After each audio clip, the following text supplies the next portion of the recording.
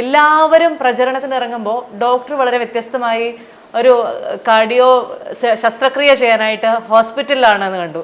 എത്രയോ മണിക്കൂറുകളാണ് അതിനുവേണ്ടി മാറ്റിവെക്കുന്നത്. അപ്പം ഇത്രയും തിരക്കിട്ട പ്രചരണങ്ങൾക്കിടയിൽ ഇത്തരം ഒരു ഓപ്പറേഷന് വേണ്ടി അല്ലെങ്കിൽ ഒരു സർജറിക്ക് വേണ്ടിയിട്ടും കൂടെ ഞാൻ സമയം കണ്ടെത്തണം എന്ന് ചിന്തിച്ചത് എന്തുകൊണ്ടായിരുന്നു? അതെൻ്റെ തൊഴിലല്ലേ. നമ്മൾ ഒരു ഇന്ത്യൻ പ്രണയകഥ എന്ന സിനിമയുണ്ട്, അതിൽ അമല പോളും ഫഹദ് ഫാസിലും അഭിനയിക്കുന്നതാണ്. അതിലെ കഥ മുഴുവൻ തന്നെ ഒരു രാഷ്ട്രീയക്കാരൻ ആരാകണം എന്ന മെസ്സേജാണ്. അവർ പറയുന്ന കഥ എന്തെന്ന് വെച്ചാൽ, ഒരു ഫുൾ ടൈം രാഷ്ട്രീയമല്ല മഹാത്മാഗാന്ധി പോലും വിഭാവന ചെയ്തത്. രാഷ്ട്രീയം എന്ന് പറയുന്നത് പൊതുസേവനത്തിനുള്ള വഴിയാണ്.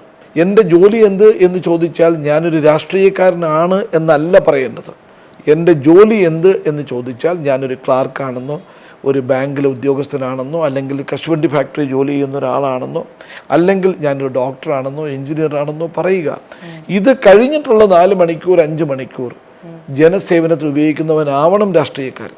അല്ലാതെ എൻ്റെ തൊഴിൽ രാഷ്ട്രീയമാണ്, എന്നിട്ട് ഞാൻ നിങ്ങളുടെ നിന്നെല്ലാം പൈസ പിരിച്ച് ജീവിക്കും എന്ന് പറയുന്നു, എനിക്ക് കിട്ടുന്ന ശമ്പളവും കൂടാതെ. അങ്ങനെ ജീവിക്കുകയോ അല്ലല്ലോ രാഷ്ട്രീയം.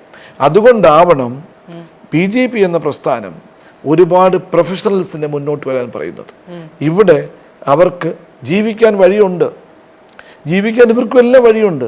ഒരു കശുവണ്ടി തൊഴിലാളിക്കും രാഷ്ട്രീയ നേതാവാകാം, പക്ഷേ അയാൾ കശുവണ്ടി തൊഴിലാളിയാവണം. ജനങ്ങൾക്ക് ജനസേവനം ചെയ്യാൻ എനിക്കൊരു വഴിയാവണം. അപ്പം നിങ്ങൾക്ക് ഒരുപാട് ചോദ്യങ്ങൾ ചോദിക്കാം, ഇത് ചെയ്യാൻ ആശുപത്രി പോരെയെന്ന്. ആശുപത്രി കൊണ്ട് ചെയ്യാവുന്നത് ആരോഗ്യ സേവനം മാത്രമാണ്. അത് മാത്രമല്ല ഒരു നാടിൻ്റെ വികസനത്തിൻ്റെ മുഖമുദ്ര.